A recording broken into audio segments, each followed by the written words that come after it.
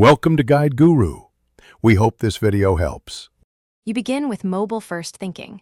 Add the viewport meta, then build base styles that work on small screens. Once done, swap fixed px for fluid units like %, rem, VW so element scale. Use a simple layout, flexible containers and responsive images with max width, 100% to avoid overflow. Make sure to implement 1/2 or percentage widths for columns and keep typography scalable with rem. This gets you to the first actionable state, a flexible foundation that adapts before any complex breakpoints.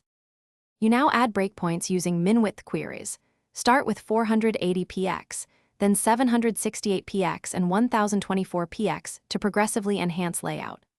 Once a query hits, rearrange with CSS Grid or Flexbox, switch from stacked to multi-column, change order, and adjust gaps for rhythm.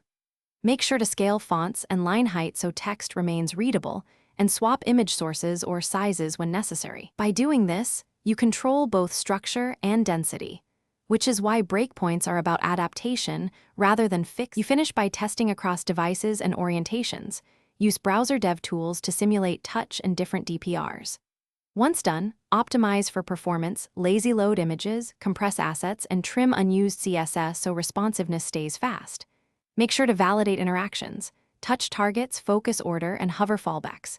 If something breaks, inspect overflow, calc, math, and CSS specificity conflicts.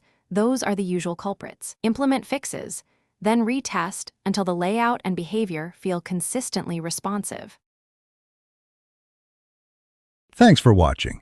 Consider subscribing if we helped you today.